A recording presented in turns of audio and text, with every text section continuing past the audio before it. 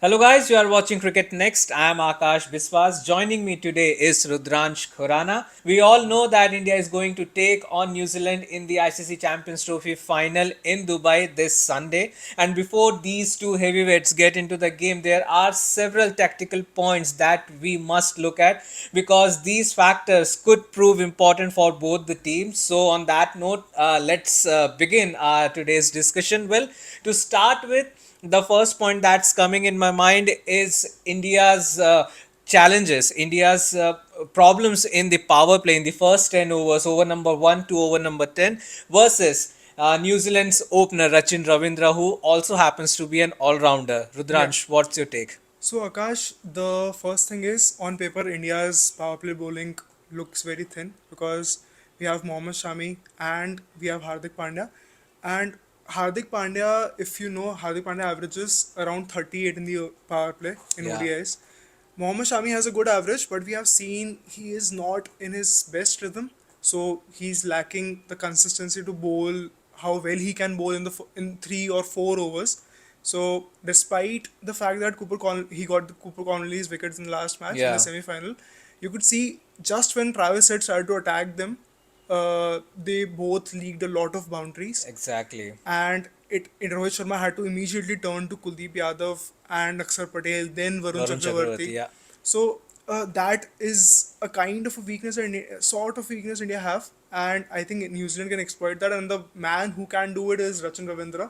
Rachin Ravindra has a strike rate of over 90 in the power play, and he has been among the best batters in this Champions Trophy. Plus, the last time India and New Zealand faced off, Hardik Pandya got him out with the bouncer. He tried to ramp in, Akshar Patel Yeah. got it. But I think that is a very specific plan which Ravindra learned would have learned from his mistake, and I don't think he'll fall to it again. Plus, he has an excellent strike rate against Kuldeep Yadav. He hasn't faced Varun Chakravarti yet, so there's a battle there. But against others Indian spinners, he has an excellent strike rate. So there is a huge chance that if he survives the first 2 or 3 overs, he can take on both Shami, Hardik Pandya, and then Kuldeep Yadav and put India under pressure. In these matches, power play overs count a lot because pitches slow down, and that could be a big, big factor for New Zealand. How do you see this matchup, Varun Chakravarti versus Mitchell Santner, the captain? So Varun Chakravarti and Mitchell Santner are very interesting bowlers. Varun Chakravarti, you can judge him like Rashid Khan. He tries to bowl a lot of quick deliveries. He'll try to attack the stumps. Mitchell Santner is more of a traditional left-arm spinner. And in media, you will see that it's being pitted as a battle between Varun Chakravarti and Mitchell Santner, which is it isn't. Varun Chakravarti took 5 wickets in the first match, Yeah. first ODI he faced against New Zealand, while Mitchell Santner has bowled against India 23 times and he hasn't taken more than 2 wickets once. He That's has a quite interesting. he has a bowling average of 62 against India, which is the worst he has for any opponent in ODIs. So it's not that kind of a battle that it is being shown. Plus, most of the Indian batters, including Rohit Sharma and Virat Kohli, who we consider weak against left arm spin, they average over 50 against him. Plus, Shreyas Iyer has an average of over 60 and has a strike rate of over 100 against Mitchell Santner, which is, I think, it's a huge plus for India because he has been one of New Zealand's most reliable spinners in this competition, and he's not only bowling in middle overs but he's also been bowling in depth, and that gives India a huge advantage because for some reason, just maybe because they have Jadeja, they have Akshar Patel, they have faced those kind of bowlers. Maybe they have faced him in the IPL. India are great against Mitchell Santner, and it is one of the biggest advantages they have. I am not saying people are saying that India should try to just play him out. I disagree. I think they should try to be aggressive against him, like they have always been. Use the spin strength and take him on. How important Akshar Patel would be in this big final?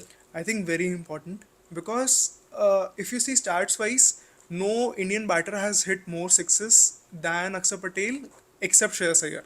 So Shreyas Iyer, we know how good he is in the middle order. Only Akshar Patel can match him, and he's in the kind of chaos that he brings to the middle order. He's just like Shreyas Iyer, just a left-handed version of Shreyas Iyer. And I think a lot of people hated that India have demoted KL Rahul to number 6. They have Yeah. promoted they think that it's just the left-hander that Gautam Gambhir likes. It's not just the left-hander. It's the ability to attack spinners in the middle overs. KL Rahul has a strike rate of around 70 in the middle overs. Akshar Patel has over 90. It's a huge difference, Very and big. he brings so much chaos because he's one of the only few batters in this Indian lineup who can attack from the first over he faces, which you don't find a lot, even in this team and in the teams of the past. So that's what the team likes. And I think New Zealand will be very, very wary of him because they depend on their spinners. They depend on their spinners to not concede runs. That's how they build pressure. Santner, Bracewell, they build pressure by stopping runs. And if Akshar Patel doesn't allow them to do that, they will face difficulties.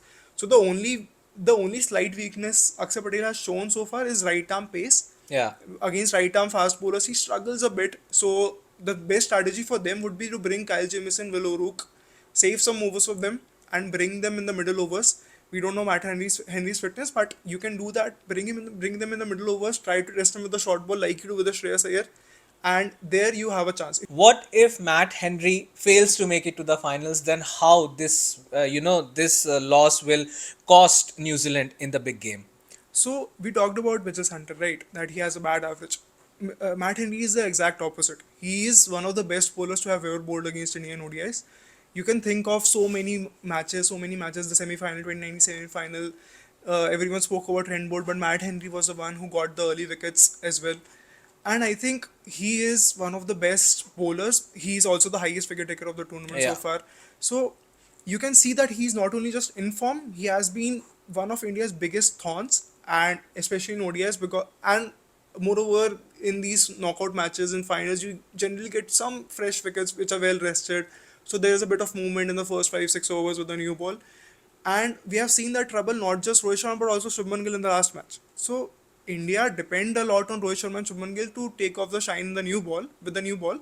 So if Matt Henry is not there, New Zealand don't have that. And if he doesn't play, then India will be very much in an advantage because Rohit Sharma and Shubman Gill can take on whoever the replacement is. If we speak particularly about this ongoing tournament, then though he has tried to give that kind of starts, but hasn't succeeded yet. So, do you think the approach should be changed for one last time?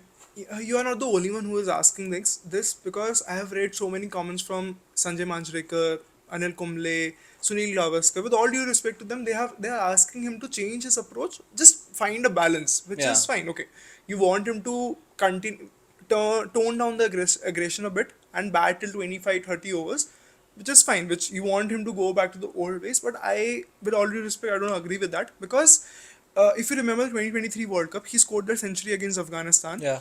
उसके बाद after that he had like 5 or 6 40s, which if you remember they were giving India so good starts, and that is what again India need in this tournament because even more than India, power play overs matters a lot in Dubai because the pitches started to slow down, and New Zealand, like you saw against South Africa, they try to choke the opponents with their spin, and Will O'Rourke and Kyle Jamieson in the middle overs. They try to stop all the runs, build pressure, especially in big chases, which is what India don't want to happen. If there is pressure on Virat Kohli, Shreyas Iyer to hit big runs, then you will make them vulnerable to getting out on big shots.